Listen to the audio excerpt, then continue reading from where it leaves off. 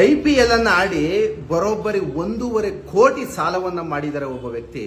ನೋಡಿ ಸ್ನೇಹಿತರೆ, ನಮ್ಮ ಯುವ ಪೀಳಿಗೆ ಇವತ್ತು ಏನಾಗ್ತಿದೆ ಅಂದ್ರೆ ಅದರಲ್ಲೂ IPL ಮೇಲೆ ಎಷ್ಟು ಮಟ್ಟಿಗೆ ಮುಗಿಬಿದ್ದಿದ್ದಾರೆ ಅಂದ್ರೆ ಜನ.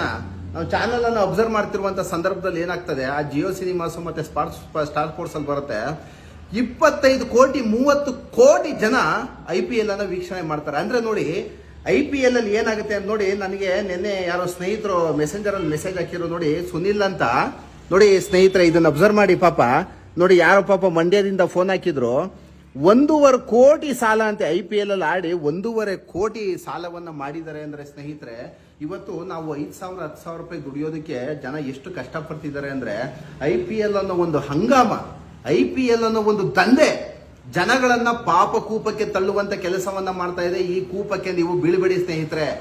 ಒಂದು ಮಾತನ್ನ ಹೇಳ್ತೀನಿ ಕೇಳಿ. ಯಾಕೆ RCB ಪ್ರತಿ ಸಲ ಸೋಲುತ್ತೆ, ಕೆಲವೊಂದು ಗೆಸ್ ಮಾಡುವಂತ ಮ್ಯಾಚ್ಗಳು ಯಾಕೆ ಬರೋಬ್ಬರಿ ಸೋಲ್ತವೆ ಅಂದ್ರೆ ಸ್ನೇಹಿತರೆ, ಈ ಹಿಂದೆ ವಿಧಾನಮಂಡಲ ಕಲಾಪದಲ್ಲಿ ಒಬ್ರು ಸಚಿವರೇ ಮಾತಾಡಿದ್ರು.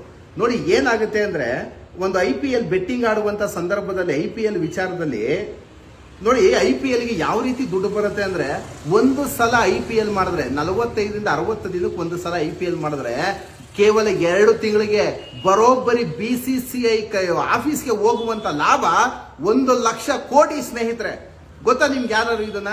ನೋಡಿ, ಒಂದು ಕಂಪನಿದು ಅಸೆಟ್ಸ್ ಬಂದು ನೋಡಿ, ಸ್ಪಾನ್ಸರ್ಸ್, ಜಸ್ಟ್ ಸ್ಪಾನ್ಸರ್ ಬಗ್ಗೆ ನಾನು ಹೇಳ್ತೀನಿ ನೋಡಿ. DLF ಅನ್ನೋ ಒಂದು ಕಂಪನಿ ಒಂದ್ಸಲ ಮಾಡಿದ್ರೆ 40 ಕೋಟಿ 70 ಕೋಟಿ, ಯಾವ್ದೋ ವಿವೋ ಕಂಪನಿ, ಆಮೇಲೆ ಡ್ರೀಮ್ 11 220 ಕೋಟಿ, ಟಾಟಾ 300 ಕೋಟಿ 400 ಕೋಟಿ ಅಂತ ಕೊಟ್ಟಿರುತ್ತೆ. ಆಮೇಲೆ ಈ ಸಲ ಏನಾಗಿದೆ ಅಂದ್ರೆ, ಒಂದು ಅಷ್ಟೊಂದು ಇದು ಕೊಟ್ಟಿದೆಯಲ್ಲ ನೋಡಿ, ಗೂಗಲ್ ಅಲ್ಲಿ ಜಸ್ಟ್ ಟೈಪ್ ಮಾಡಿದೆ, ಟಾಟಾ ಗ್ರೂಪ್ ಅವರು 2,500 ಕೋಟಿ ಸ್ಪಾನ್ಸರ್ ಅನ್ನ ಮಾಡಿದಾರಂತೆ.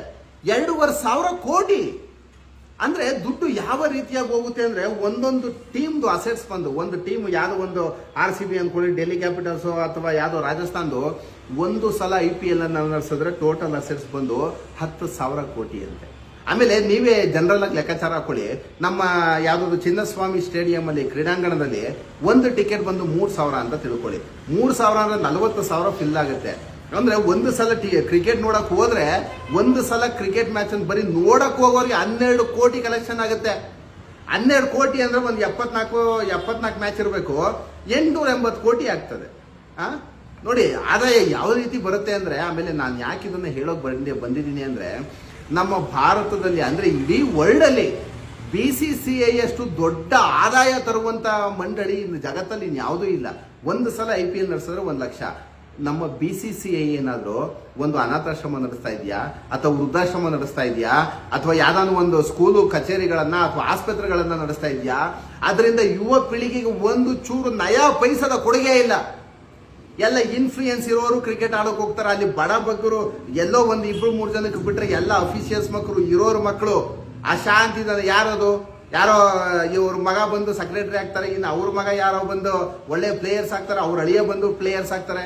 ನಾವ್ ಯಾಕೆ ಆಗ್ಬೇಕು? ಆಮೇಲೆ ಇದು ಯಾವ ಮಟ್ಟಿಗೆ ದಂಧೆ ಆಗಿದೆ ಅಂದ್ರೆ, ಇವತ್ತು ಈ ಭಾರತದಲ್ಲಿ ಒಂದಷ್ಟು ಜನ ಬುಕ್ಕಿಗಳು ಅಂತ ಇರ್ತಾರಂತೆ. ಆ ಬುಕ್ಕಿಗಳಲ್ಲಿ ಏನಾಗುತ್ತೆ, ಇದು ವಿಧಾನಮಂಡಲದಲ್ಲಿ ನಡೆದಿರುವಂತ ಒಬ್ಬ ಕ್ಯಾಬಿನೆಟ್ ಮಿನಿಸ್ಟರ್ ಹೇಳಿರುವಂತದ್ದು. ಈಗ ನಿನ್ನೆ ನೀವು RCB ಅಯ್ಯೋ 3 ಸಲ ಸೋತಿದೆ, ಇವತ್ತು ಗೆದ್ದು ಬಿಡುತ್ತೆ ಅಂದ್ಬಿಟ್ಟು ಏನ್ ಮಾಡ್ತಾರೆ, ಇವತ್ತು ಆಪ್ ಅಲ್ಲಿ ಎಷ್ಟು ಮಟ್ಟಿಗೆ ಬೆಟ್ಟಿಂಗ್ ದಂಧೆ ನಡೀತಾ ಇದೆ ಅಂದ್ರೆ, ಒಬ್ಬೊಬ್ಬ ಸಾಮಾನ್ಯವಾದ ಒಂದು 5,000 10,000 15,000 20,000 1 ಲಕ್ಷ 2 ಲಕ್ಷ ಆಗ್ತಾರೆ. ಅಂದ್ರೆ ಇವರೆಲ್ಲ ಒಂದು ಆಪ್ ಅಲ್ಲಿ ಬೆಟ್ ಮಾಡ್ತಾ ಇರ್ತಾರೆ. ಒಂದು 15ರಿಂದ 20 ಆಪ್ಗಳಿದೆ. ಆಪ್ ಅಲ್ಲಿ RCB ಗೆಲ್ಲುತ್ತೆ ಅಂತ ಆಗ್ತಾ ಇರ್ತಾರೆ. ಅಂದ್ರೆ ಆ ಎಲ್ಲ 10-15 ಆಪ್ ಅನ್ನ ಮೇಂಟೈನ್ ಮಾಡೋನು ಮೇನ್ ಆಗಿ ಡೆಲ್ಲಿನಲ್ಲೋ ಮುಂಬೈನಲ್ಲೋ ಒಬ್ಬ ಬುಕ್ಕಿ ಕೂತಿರ್ತಾನೆ.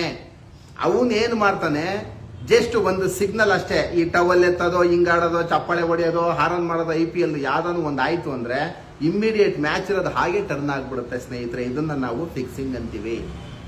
ಈಗ RCB ಮೇಲೆ ಬರೋಬ್ಬರಿ 8,000 ಕೋಟಿ 10,000 ಕೋಟಿ ಬೆಟ್ಟಿಂಗ್ ಅನ್ನ ಹಾಕಿರ್ತಾರೆ. ಒಂದು ಅಲ್ಲಿ ಏನು ಒಂದು 8ರಿಂದ 10 ಟೀಮ್ಗಳಿದೆ. ಎಷ್ಟೇ 8 ಟೀಮ್ 10 ಟೀಮ್ ಅಮ್ಮ, ಅದು 10 ಟೀಮು ಅನ್ಕೋ. 10 ಟೀಮ್ ಅಲ್ಲಿ ಏನಾಗುತ್ತೆ, ಎಲ್ಲರೂ ಸಹ ಬಿಸ್ನೆಸ್ ಮ್ಯಾನ್ಗಳೇ ಖರೀದಿ ಮಾಡಿರುವಂತದ್ದು. ಈಗ 700 ಕೋಟಿ 800 ಕೋಟಿ ಒಂದು ಟೀಮ್ ಮೇಲೆ ಬಜೆಟ್ ಹಾಕಿರ್ತಾರಲ್ಲ, 100 ಕೋಟಿ ಮಿನಿಮಮ್ ಇದೆ. 100 ಕೋಟಿ ಮೇಲೆ ಹಾಕೋರು ಎಲ್ಲ ಬಂಡವಾಳಶಾಹಿಗಳೇ ಅಲ್ಲಿ ಬಂಡವಾಳವನ್ನ ಹಾಕಿದ್ದಾರೆ. ಅಂದ್ರೆ ಲಾಭಾಂಶ ಬರಲ್ಲ ಅಂದ ಮೇಲೆ ದುಡ್ಡು ಯಾಕ್ರಿ ಹಾಕ್ಬೇಕು? ಇದು ಸೆನ್ಸ್ ಅಲ್ವಾ? 100 ಕೋಟಿ 500 ಕೋಟಿ ಒಂದು ಟೀಮ್ ಮೇಲೆ ಇನ್ವೆಸ್ಟ್ಮೆಂಟ್ ಅನ್ನ ಮಾಡ್ತಾರೆ ಅಂದ್ರೆ ಯಾವ ಸ್ಪೋರ್ಟ್ಸಿಸಮ್ಗಲ್ವಾ, ಯಾವುದೋ ಉತ್ಸಾಹಕಾರಿಯಾಗಲ್ಲ, ದುಡ್ಡು ಮಾಡಬೇಕು ಅಂತ. ಈಗ RCB ಸೋತಿದ್ದಕ್ಕೆ 5,000 ಕೋಟಿ 6,000 ಕೋಟಿ ಒಳ್ಳೆ ಸ್ಪಾನ್ಸರ್ಶಿಪ್ ಹೋಗಿರ್ತದೆ. ಇಲ್ಲಿ ಮನೆ ಹಾಳಾಗ್ತಾ ಇರೋದು ಯಾರ್ದು? ನಮ್ಮ ಸಾಮಾನ್ಯವಾಗಿ ಬಡ ಮಧ್ಯಮ ವರ್ಗ ಮತ್ತು ಸಾಮಾನ್ಯ ವರ್ಗ ಏನು ಬೆಟ್ಟಿಂಗ್ ಅನ್ನ ಆಡ್ತಿದ್ದಾರ, ನಿಮ್ಮ ಮನೆಗಳು ಸರ್ವ ನಾಶ ಆಗ್ತಾ ಇದೆ ಸ್ನೇಹಿತರೆ. ಹಾಗಾಗಿ ದಯಮಾಡಿ BCCI ಇಂದ ನಮಗೆ ಒಂದು ನಯಾ ಪೈಸದ ಉಪಯೋಗ ಇಲ್ಲ. ಈ ಒಂದು ಯುವ ಪೀಳಿಗೆಗೆ ಯಾವುದೇ ಕಾರಣಕ್ಕೂ ಉಪಯೋಗ ಇಲ್ಲ. ಕ್ರೀಡೆ ನೋಡಬೇಕು, ಎಂಜಾಯ್ ಮಾಡಿ ಅಷ್ಟೇ. IPL ಒಳ್ಳೆ ಚೆನ್ನಾಗಿರುತ್ತೆ, ನೋಡಬೇಕು, ಎಂಜಾಯ್ ಮಾಡಬೇಕು ಅಷ್ಟೇ ಸ್ನೇಹಿತರೆ. ಎಷ್ಟು ಜನ ನೆನ್ನೆ ಮೊನ್ನೆ ಫೋನ್ ಮಾಡಿದಾರೋ, ಕಮ್ಮಿ ಅಂದ್ರೆ ಒಂದು 100-150 ಕಾಲ್ಸ್ ಬರುತ್ತೆ. ಸರ್ ಬೆಟ್ಟಿಂಗ್ ಆಡ್ಬಿಟ್ಟು ಸಾಲ ಮಾಡ್ಕೊಬಿಟ್ಟಿದ್ದೀನಿ, ಸತ್ತೋಗ್ತೀನಿ ಅಂತ. ಯಾವುದೇ ಕಾರಣಕ್ಕೂ ಬೆಟ್ಟಿಂಗ್ ದಂಧೆ ಮಾಡಿಕೊಂಡು ಸಾಯುವಂತ ಕೆಟ್ಟ ಕೆಲಸಕ್ಕೆ ಹೋಗಬೇಡಿ. ನಿಮಗೆ ಆದಂತ ಒಂದು ಜೀವನ ಇರುತ್ತೆ, ದುಡಿದು ಸಂಪಾದನೆ ಮಾಡಿ. ದಯಮಾಡಿ ಈ ಬೆಟ್ಟಿಂಗ್ ಅನ್ನೋ ದಂಧೆಗೆ ದಯಮಾಡಿ ನೀವು ಹೋಗ್ಬೇಡಿ ಅಂತ ಹೇಳ್ತಾ ಸ್ನೇಹಿತರೆ 12 ಮಾತನ್ನ ಮುಗಿಸ್ತೀನಿ. Thank you.